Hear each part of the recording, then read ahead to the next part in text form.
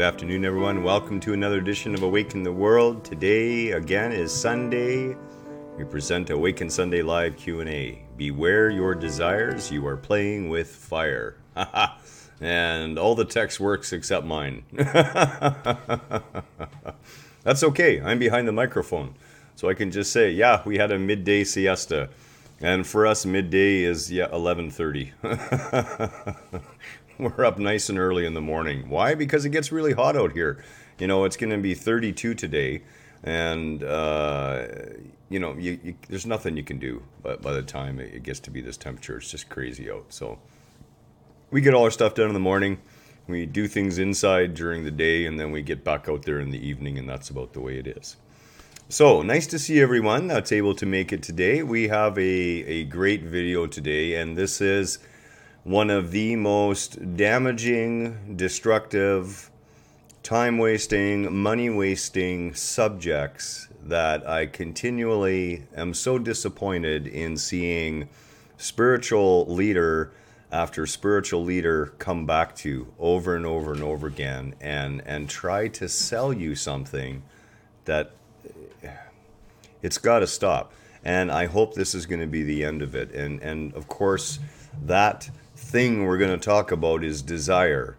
And when it comes to all these, manifest your desires and all these similar sort of catchphrases that people are using, how to get exactly what you want, all of these sort of phrases are designed to do only one thing, to manifest the desire that those people have for your money and your time. And you'll hand it over. Don't. Stop. Stop it completely. You don't need to do things like that. And we're going to have a big discussion about desire today, and this is really, really important. One of the biggest things to understand here, and this is going to be hard for a lot of people to wrap their heads around, and the Bhagavad Gita talks about this over and over and over again. And keep in mind, this wisdom is thousands of years old. Desires are a product of nature, just like your ego is. It's not you. It is a natural product. You have a whole bunch of desires, and those desires are hardwired into your being, and those desires are all around physical evolution, all around nature, all around species propagation, DNA propagation, DNA survival, breeding out weaker lines of DNA and strengthening stronger lines of DNA to produce the more and more likelihood that human beings will grow, expand, and survive on the planet. Now, you may say, well, what does this have to do with my modern day desires? But, here's the thing. It's whatever we glorify at the time. When people say, how do you get what you want? The first thing I always say is, who the hell knows what they want? 99.9% of the people I know have no clue what they really want. And what they want will change from moment to moment to moment. No focus, no deep thought about it, no understanding of what desires really are. Your desires are ingrained within you. Your desires are genetic in nature. The problem is the cross-connection that we create. And we're going to talk deeply about that. And when I say whatever we glorify at the time, okay, let's go back to the caveman days. If you were a cave woman looking around the collection of caves and the small open area you had, you would look at the various cavemen. And you would see, Fred Flintstone over there, he's particularly good at sharpening bone ends to make good killing spears and killing axes. He's a really good hunter because of that. He always has meat. You, as a female cave woman, would desire a mate like that. Now, that desire isn't actually coming from your conscious mind, though. That desire is coming from a much deeper place, a place beyond thought, the place of pure instinct. That little reptilian brain which is concerned about the aspects of nature. And nature is not something you can defeat. So these are the sort of desires that we have. And it doesn't matter whether it's for the caveman who has the most furs, which means you're going to be warm at night, and there's more of a likelihood that your baby's not going to freeze to death if you have a child, and more likelihood that you'll propagate the species and propagate that DNA line even further. That's okay. But we cross-connect that with a whole bunch of other things, and again, that's where the big issue comes into it. These days, the desires are for, here's how it works, and this, I have to be so clear about it, because to me, it is so frustrating to see people running down this path all the time. And we're going to talk about another big lie called follow your bliss, which always ends in pain, funny enough. Programmed desires, fame, fortune, and sex. Why? Because those are the things that we glorify in this species. And what happens is we look at a famous person and they're smiling and laughing on TV, they're driving around their fancy car, they're living in their big home, and in our heads what happens is we say, well, fame is good. Fame means success. Unhappiness and no fame is not good. So if I want to be happy, I must have fame. And what we do is we cross-connect these things together. And this is the state of our being when it comes to almost all of our desires. Our desires are unconscious in nature. They are desires based around our genetic makeup. Now, we do add unnatural desires on top about that, and we're going to talk about that. So you have natural programming or nature, which are the desires for whatever it is that the society sees as most likely to propagate the species. And that happens at a nature level. It happens beyond thought. In our case, in these days, it's things like fame, things like money, fortune, and of course, sex. And we're going to talk about where sex comes in with desire. You know, Kelly and I had a good talk about this. We were out walking yesterday, and we went by a pretty looking young woman with 2 children. And I said to Kelly, imagine what happens. You are an unconscious man, and you are married, and you have 2 children with you, and you, as you're walking, you see this buxom blonde bombshell, scantily dressed in the summertime, walking towards you and your family. You know, your wife's busy with the children, you're looking at her, and you're feeling what you think is a connection. She realizes you're looking at her, and she smiles at you, and now you think that she feels a connection. And all sorts of things start happening in the head. The mind starts making all sorts of stories up. All sorts of fantasies around this. And most of this is natural. Don't misunderstand it. Guys and girls are doing it all the time. The difference is becoming consciously aware of from whence it arises. And that arises out of nature. It arises of your reptilian brain's recognition of a possible healthy mate. Someone with which you would be sexually compatible and likely to propagate the species. It happens in nature all the time. It happens with animals. And guess what? We're an animal. And, you know, the point of our consciousness, the point of our awareness is to be able to look at those things and face them and realize what they are. But in our current state of unconsciousness, what most people do is get upset when their desire doesn't seem to be fulfilled, not understanding where their desire actually came from.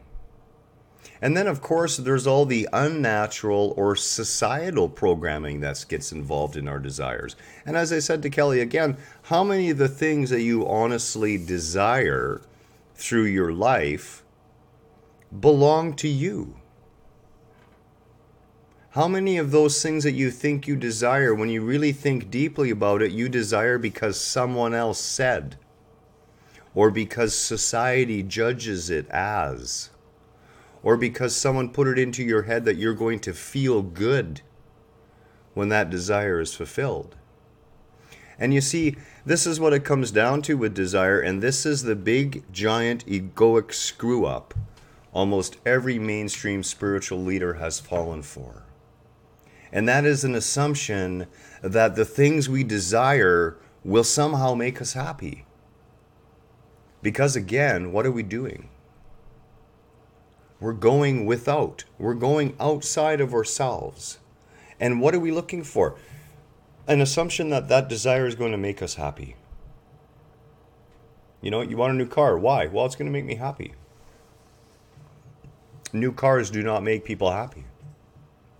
As a matter of fact, here's the deal with desire. You're going to find that almost every single desire, although it may appear to make you happy and fulfill you on some superficial level on the surface, you will not remain fulfilled. The pain will come with it. These things happen, and the reason that we do this desire and happiness thing, of course, is called conflation, and it has to do with our egoic minds. It has to do with the brain and the way the brain puts pieces together. So we see someone who's got a big house and they appear to be happy, and now we want a big house. Why? Because we're equating a big house with happiness. We don't realize it. We're not actually thinking about that big house. We are not thinking about the maintenance involved and about the draw on our time and our energy and the draw on our finances in maintenance and upkeep and increased heating costs and cooling costs and maintenance costs, insurance costs, land taxes, the mortgage. We're not thinking. We're simply reacting to what is happening at a base genetic level and then piling on the modern day success stories. You know, it's no longer the guy with the most furs, or the guy with the sharpest axe, or the guy who owned a horse and tamed one for the first time. It's no longer that. It's none of those things anymore. Now it's things like possessions, like cars, or big homes, or fat bank accounts, or gold, jewelry. Whatever it is, what we're talking about, it comes at us from a genetic level, from a deep and subtle level, from a level beyond the thinking mind. And then depending on our state of consciousness, of course, we go really awry. And those, oh, hello, Silver Shells, nice to see you too. So here it is. Don't get mad at Mother Nature. You know, human beings have this idea that we are here and that, damn it, we're supposed to be happy. Kelly says, do we have the ability, but does not mean we will happy. Well, that's exactly it. You do have the ability to manifest whatever you wish. No matter what you work towards hard enough, you can go ahead and get it. That is 100% true. But whether or not it's going to do what you think it's going to do from you is always the question, and the answer is always no. And this is where we have to really let go of desires. Mother Nature doesn't give a crap about your desires. Desires and happiness are not related in any way. They're not related in nature, and they're not related at the spiritual level. That sea of consciousness has no desire to see you have all the toys you want. It won't stop you, but it has no desire. Why? Because its desire is your desire. And that's what you're here to learn. You're here to learn what true desires are.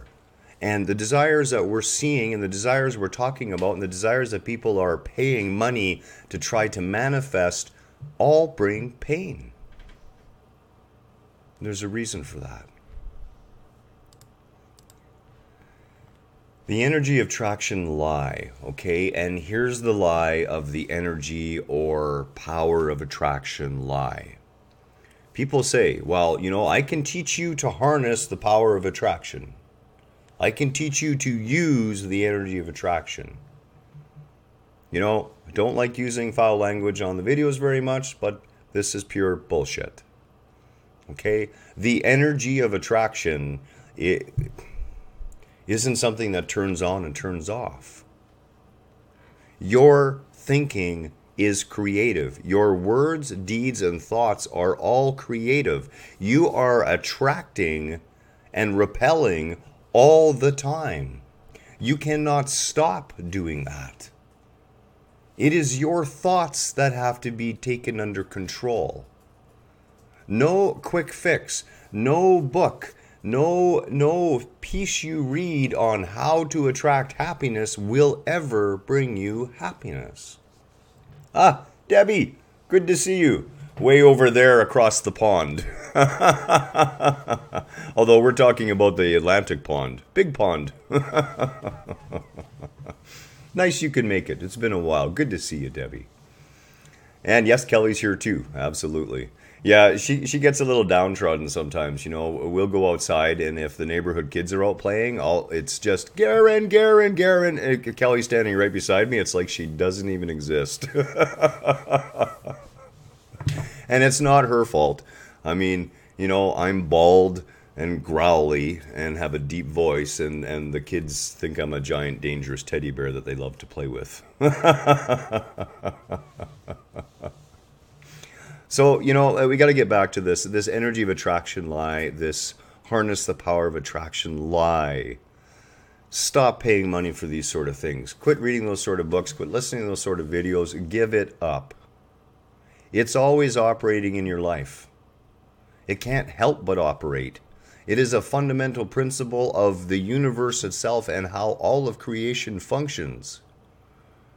Sitting down here on Earth, we call things like that gravity.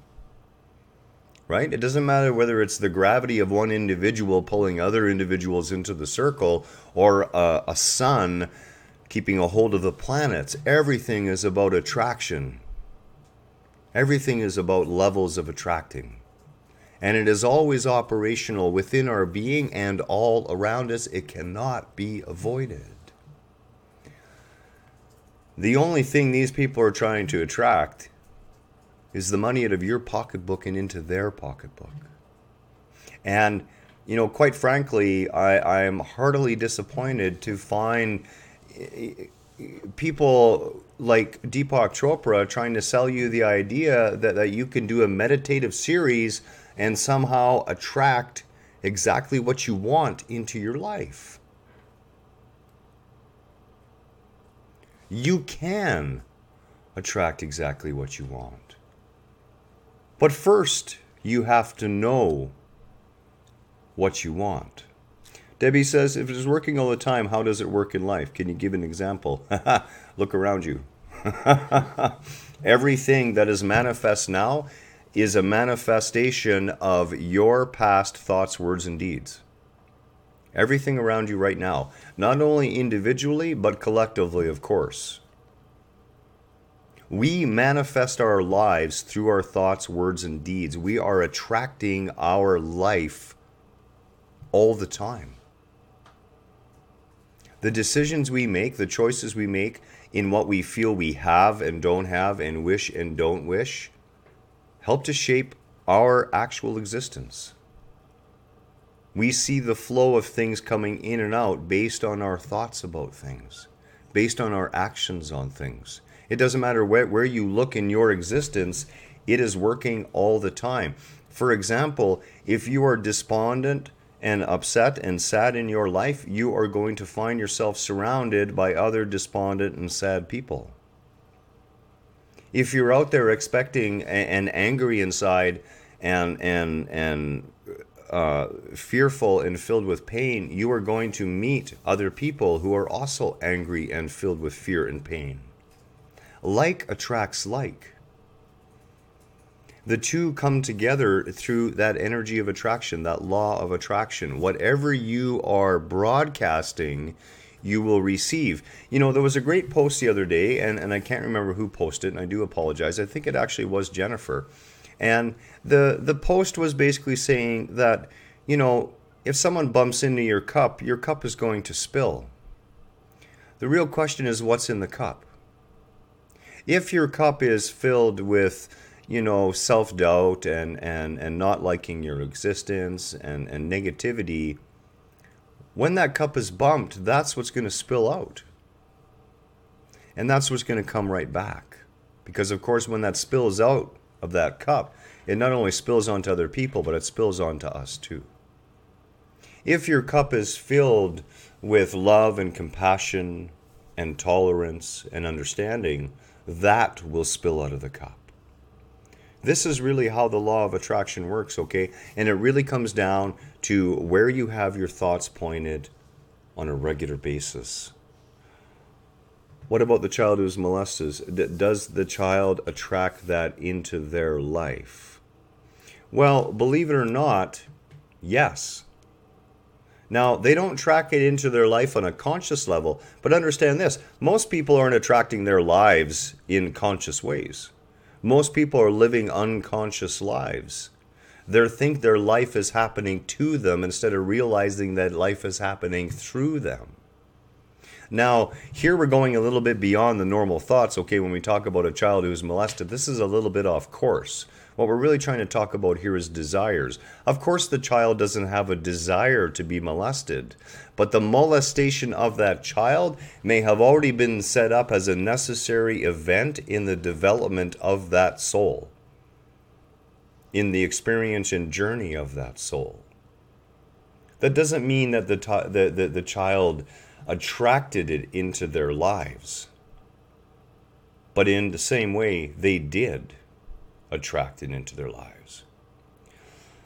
Debbie says, okay, so if I am at work and I'm surrounded by people who aren't happy or complain about work, am I the same? Am I leaving? I don't want to be the same.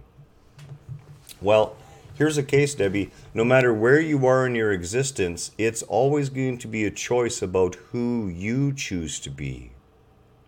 And you see, the problem is we get caught up in what everyone else is doing around us. And we look at what they're doing and we say things like, I don't desire that. I don't want those sort of people. But indeed, we need to shift our point of view. And we have to look instead and say, how much of our life is wrapped up in behaving exactly the same way? What am I in this situation to be shown? You see, we always look at the point of view of needing to escape from one thing into something that we think is going to be better. And that's a lot of what desire is tied up in. And those desires fall into those unnatural, ego-driven desires. They're not real. It will reach for anything it thinks outside of what it's not enjoying right now and will desire that. Case in point, my wife's ex-husband, who went through a number of different women while he was still married. He didn't actually desire any of them. It was something incomplete within him that wasn't being fulfilled. And this is the true with our roles in life. When you're in a situation when you're surrounded by people who aren't happy and complain about their work and about their workload, we have to ask ourselves, why are we there? Are we there to lift people up? Are we there to recognize that our time here is done and that we need to move on? Where are we, and what is it that we truly desire? And we're going to talk about some of the deeper desires that have meaning for us versus all the shallow desires that people are talking about all the time. And shallow desires cover all the objects. And they also cover relationships. If you're in a position where you feel you need a partner, where you feel you're not complete without someone, your desires that you think are going to bring you happiness are going to bring you more pain. There's a reason why Buddha sat in a cave facing a wall for years and years to get rid of this desire, to finally let it burn all away. Desires belong to ego. Desires belong to the world of nature. And desires can cause a lot of harm.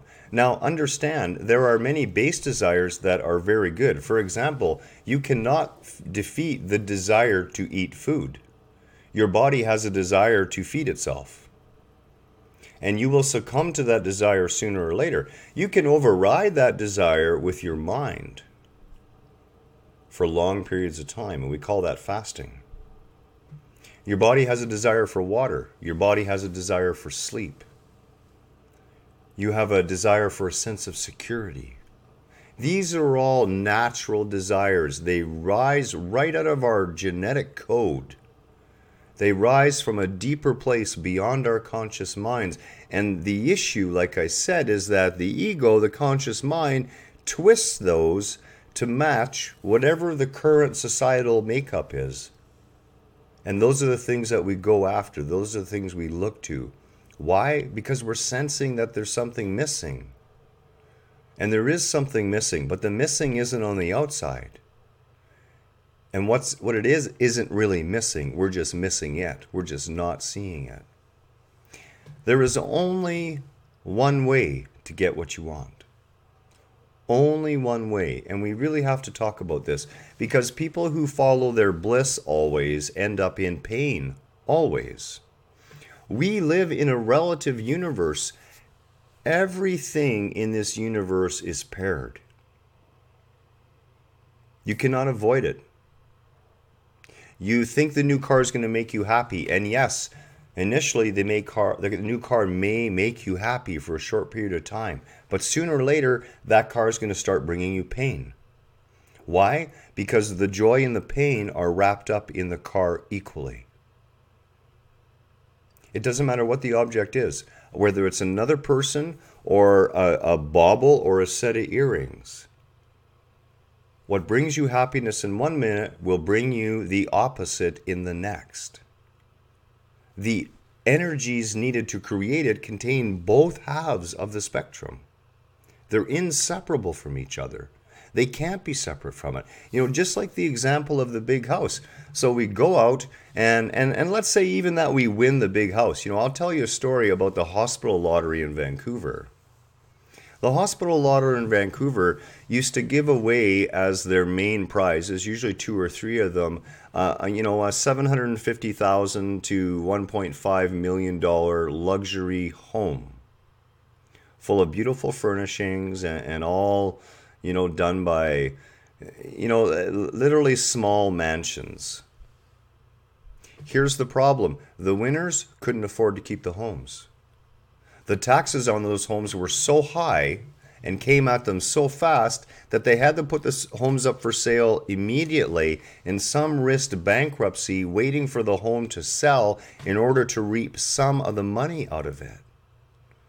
That so-called home that they won, that you should be so happy about, was actually causing them significant pain.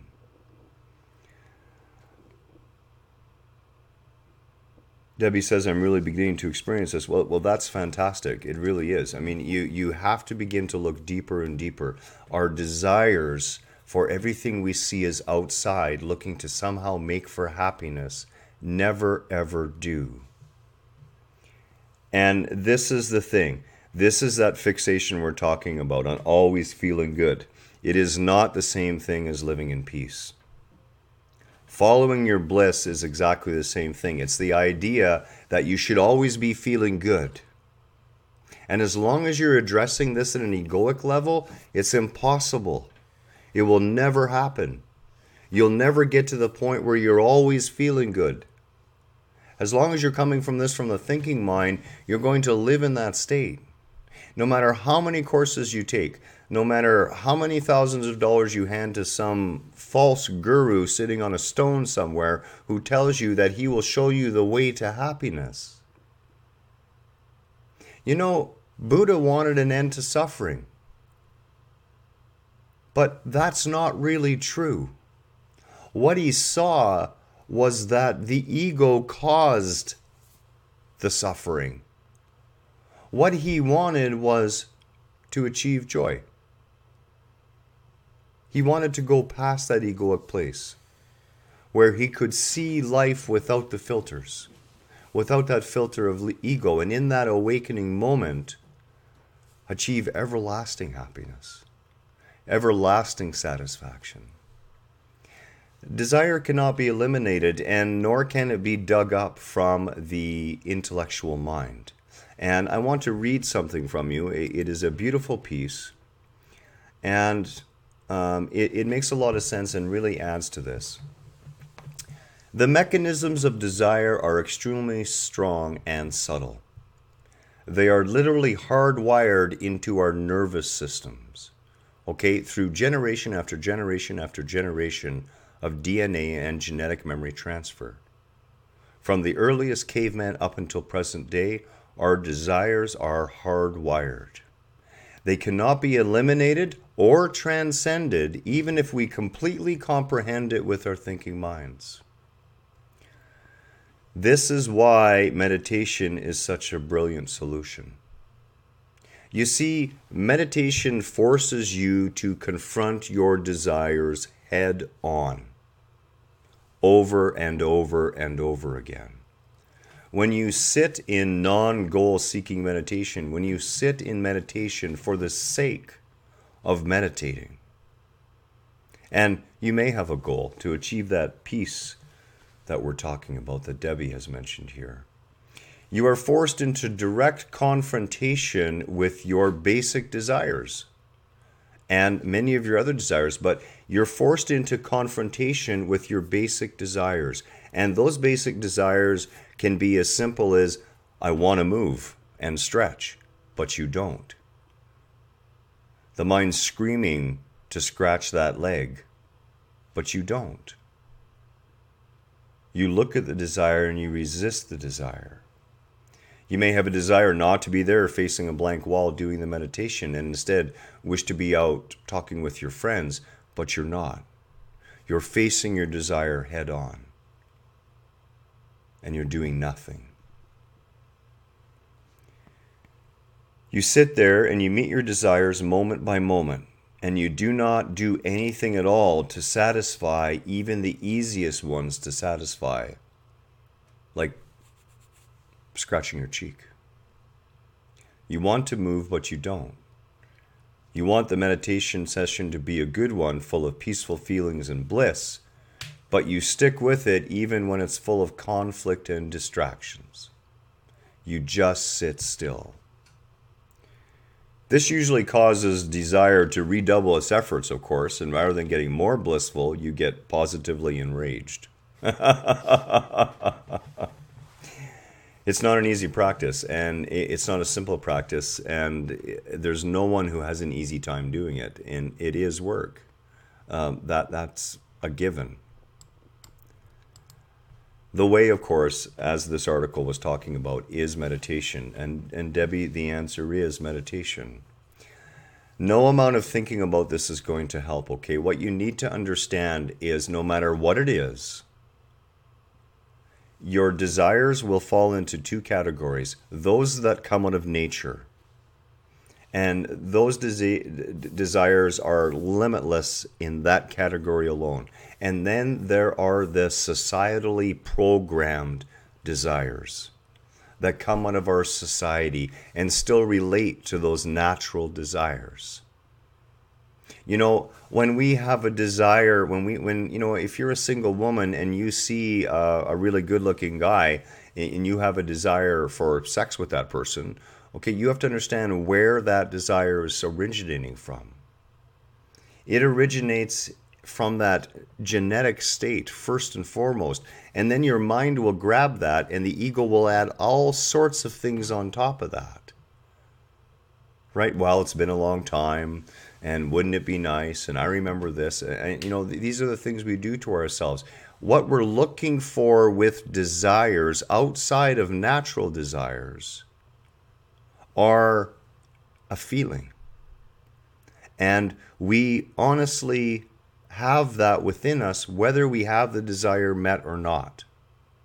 It all comes down to that thinking. Christ said it, Buddha said it, they all said it. Seek ye first the kingdom within, and everything else is added on to you. That's the way to get exactly what you want. I know this is hard to accept, but you have to. If you really, really, really want to get by this, you're going to have to accept this. The way to get what you want, the way to manifest your heart's desires is to stop desiring anything at all.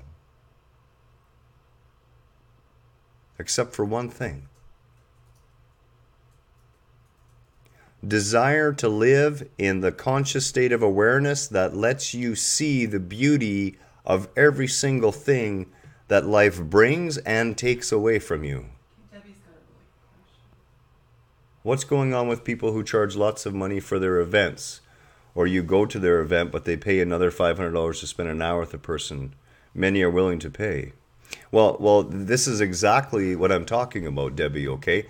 People are willing to pay because somebody has them convinced that they can teach them how to manifest whatever they want. And as I said, you're being hoodwinked. These people are being hoodwinked. They're having the wool pulled over their eyes, and they're having hard-earned money taken out of their pockets, and the only desires that they're getting fulfilled are the desires of the people who are taking their cash to line their cash with their pockets with someone else's money. This is the truth of it. Give all those things up. Please, for the love of God, everyone. You know, I love you all to death. I really do. And the last thing I ever want to do is to see people suffer needlessly. And chasing desires is going to lead you to chaos and pain and financial problems and misery. And you will not find any long-term, no happiness, no long-term bliss in any of that. The concept of following your bliss is bullshit. As human beings, as part of nature, Mother Nature doesn't give a rat's ass about our happiness. She's concerned about survival. She's concerned about the species. She has a wide, long-term view. And we're part of it. We like to think we're separate from nature, but we're not. These desires that come up, and the desire for wealth and all these are all based on the idea that we've cross-connected, that somehow fulfilling desires leads to happiness. But if we really look around us, if we pay attention, having desires fulfilled, having mundane, egoic desires fulfilled always leads into pain. And the pain starts with handing over that person that $500 for the private session with them. And that's only the beginning of the pain. The pain's going to get worse when you finally come to realize how badly you've been screwed over. There is no need for it. You cannot drop your desires consciously. You can become aware of your desires, though, and you can begin to understand from where they arise and look at them more deeply. And understand that there is nothing that you can desire outside of yourself that will make you any more than you already are, and there is nothing you can lose that will take away from who you already are. I'm glad. A light bulb. I love the light bulbs. Thank you. One light bulb is worth all of this. It really is. There is nothing outside of you that's going to make it for you. You will never live in a state of constant bliss. Life is not about living in a state of constant bliss, and we're all taught that somehow we deserve that that's the goal. But you have the ability to. You do have the ability to live life in a state of bliss. And it doesn't come from chasing desires. It doesn't come from listening to people tell you how to manifest things. Have you ever really thought deeply about the things that you're trying to manifest? You know, I've seen pictures that people do on their boards, their manifestation boards, and they have the brand new cars, and I talked to some of these people, and you know what? Yeah, last year they got one of those things off that board. They manifested one of their things off their vision board. And I say to them, so did it make you happy? And The silence that's happening right now is usually what I get.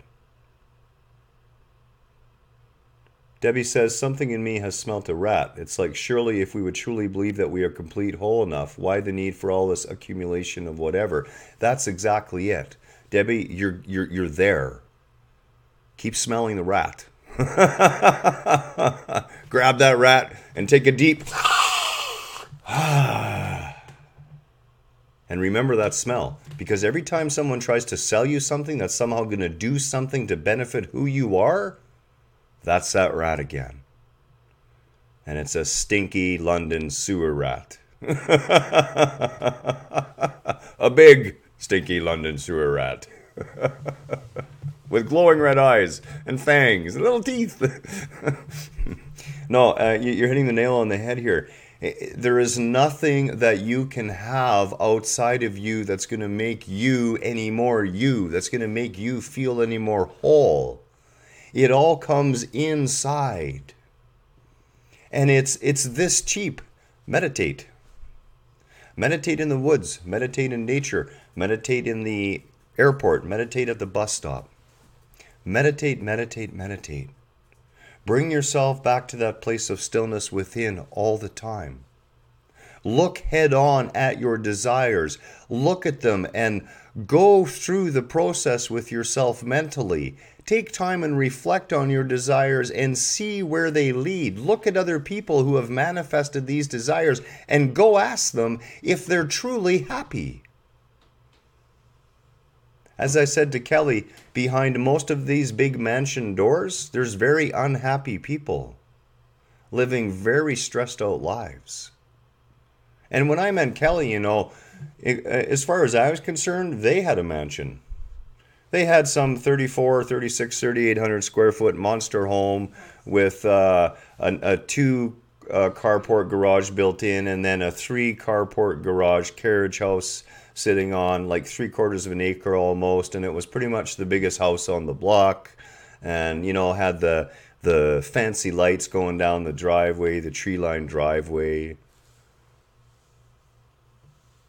Now looking at that, you would think, wow, they must be so happy. They're so successful. Well, I got a little closer look. And let me tell you, the inside relationship wasn't that happy. The home was beginning to fall apart after 10 years already. Why? Because they couldn't afford to maintain it. That long, beautiful driveway leading all the way to the back of the property where the house was, well, when there was 3 feet of snow sitting on it every damn day for an entire month in January, it wasn't so nice anymore. When all the grass had to be mowed in the middle of the summertime, it wasn't so nice. When the tree started damaging the roof, and the roof needed to be dealt with, it wasn't so nice. We fall for these sort of things all the time, and I used to fall for them too. Look at this. I want this. This is going to make me happy. You get it, and you're sitting there holding it, and you're thinking, what the hell? I'm not happy. I mean, there's a momentary twinge. I got a new toy. But 10 minutes later, you're kind of done with the new toy already. This is the way desires work. Your mind is insane. It thinks it needs something outside of itself to complete it, and it will continue to spend the rest of its life chasing those things down. We call those things desires. I'm asking you here today to drop all your desire except one desire. The one desire that every true spiritual master, every true spiritual teacher, every person who honestly has any deep connection with that sea of consciousness at all, they will all tell you the same thing. Drop all desires. Face them head on. Look at them. Realize what they are. Now, this doesn't mean you can't choose to have your desire anyways. It doesn't mean that. But I'll tell you something right now. If you can drop this never-ending scrabble for things outside of yourself, not only are you going to become more at peace just by that alone, you're going to find yourself financially better off. You're going to be more secure in your being. You're going to have less stress. You're going to have lower blood pressure, all because you have less stuff to worry about. The miracle starts right away. Nothing you can obtain with money or any other form of commerce will enrich you. Do all these desires come from a sense of inadequacy, from believing lies? I keep falling from this stuff. Yeah, and here's the thing, Debbie, is like I said, the desires come from two places. One, they come from nature, okay? And genetically, we are programmed to see what we measure as successful and then want to emulate it. And that is happening at a genetic level. It has only to do with propagation of the species. And you can look at those and you can recognize them for that and you can drop them. The other half of desires are unnatural desires, and these desires rise from society. And that's what you're talking about. Is society and the way we live our lives driving us to the point where we feel that we are somehow less or inadequate or not enough. And the only way through this is meditation. The only way through it is to become quiet enough within that you will have the deep realization that you are whole and that you are complete and that you are not here to get things and you are not here to accumulate things. You are here to experience life as you choose. The problem is you're choosing alongside 7.5 billion other people. And that's where the little bit of effort comes in. But you do have the ability to choose your life. And I can tell you right now, there's only one way, and this is the way. I understand. I understand what everyone wants. I really do, because I was there too. You wanna feel good. You want to wake up in the morning and not have that underlying dissatisfaction. You want to go through life and not feel at the next minute that something's going to come along to queer the deal on you. And there's only one way. No book, no lecture, no video, no one-on-one session with anyone who can help you manifest anything. And you know what? Even if you do manifest it, trust me, it's not going to make you happy for long. It's going to start to hurt after a while. It always, always does. Look at your own experience. Look at your own life. You will see that the things that you wanted so bad turned out to be meaningless very quickly. They were outside of you. What you're truly looking for is within. It's a state of being that arises from within you, and there is only one pathway there. And that is to look within, to meditate, to seek that kingdom. You know, Christ said it so beautifully. You know, the kingdom of God is within you and all around you. Split open a piece of wood and I am there. Turn over a rock and you will find me. Have that as your desire. If you must cling to a desire, there is only one desire I personally cling to, and that desire is to at all times be aware of what life is bringing me and allow that to be my desire. In other words, I desire whatever it is life chooses to bring to me. And in that I am free. I wish I could get this through. I need to get this through to people. It pulls at my heartstrings to see people suffering like this for no reason. It really does. Desire whatever life brings to you and open yourself to whatever life brings to you. Surrender to life and you will receive your heart's desires. You can't wrap your head around that with your brain, because it just doesn't make sense. But I got to tell you, there's a lot of things that don't make sense that work wonderfully. Dragonflies flying. Bees able to fly. According to physics, a bumblebee shouldn't be able to get off the ground, never mind float through the air. But it works. Surrender. Give up all your desires. Give up the desires for the material things. Give up the desires for something outside of you that's going to be perceived as happiness. And understand that in your perceived lack of it, you're experiencing the lack of it.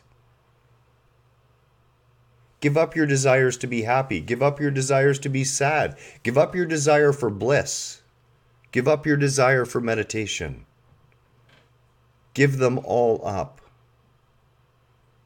Have one desire: to take whatever life is willing to bring you, to see it as openings, to see them as puzzles, not problems.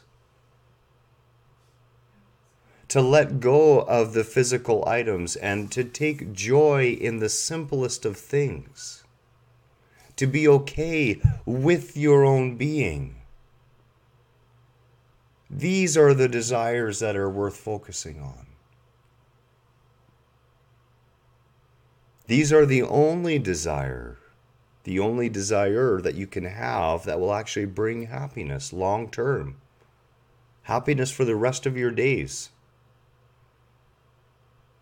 An open and willing acceptance of whatever life wants to bring you. And only one desire, a desire to remain connected to your higher state of being, to remain connected to that divine sea of consciousness. And it begins, even if you can't feel it, with surrendering to life. When you stop scrabbling outside of yourself, when you make you the focus of your existence, when you make that relationship with you, that interior relationship with you, when you make getting by all these egoic lies you keep telling yourself, when you get by all the negativity you keep feeding yourself, and you start to get control of your thoughts, and you start to change your thoughts, your desires naturally change along with them. You know, I desired a fancy car when I was young. I learned really quick. Car caused me a lot of pain really fast. I've never desired one since. It doesn't matter what it is. It will not complete you. It will not make you whole. You are that whole being. Please, for the love of that sea of consciousness, quit buying into the idea that you can manifest and have anything you want. Having anything you want has nothing to do with you being happy. And as a matter of fact, it won't make you happy. It's going to make things worse. Take my word on this. Wow, that was a bit of a video. You know, and again, it doesn't matter what spiritual master we're talking about. I'm talking about these spiritual masters. You know, as I said, I got to say, as much as I have a deep respect for a lot of the stuff that Deepak has put out, and a lot of the stuff that a lot of the other spiritual masters of today, or the people who are calling themselves that, this one I'm a little bit ticked off at. Because this whole manifesting your desires routine causes a lot of pain, a lot of confusion, a lot of heartache, a lot of people out trying to follow their bliss and leaving positions that they were happy in and working in. And I don't want that for any of you. I want for you what you want for you. And I know what you want for you. You want to wake up with a sense of peace and satisfaction at existence. And if that's all you have, that's a beautiful place to be in. And this is the way. Always come back to that meditation. Come back to that stillness. Face your desires head on. I'm not saying don't go after a desire, but understand that the desire is going to do nothing for you. You can consider it a challenge, make it a goal, give yourself a gold star for it, but do not expect the desire to bring you any happiness or to change your existence, because it won't. It just won't. Much love. Namaste to you all. I just I love spending time with everyone. I really do, and I hope we can do more and more and more. And I know we're cutting back our schedule for the summer, but I do encourage people to continue to write posts, to continue to interact. Write me if you need to. We can still do a live video chat. We can make time for that. Certainly not shutting anything down at all. Just easing back so I can focus on a few other things during what I consider to be the off season. Debbie, wonderful to have you here. Good to see you. Jennifer, wonderful to see you too. And of course, Silver Shells, good to see you too. Glad life is going well with you. And again, you're all wonderful. Thank you for allowing me to remind myself as well. Namaste to you all. Have a good day.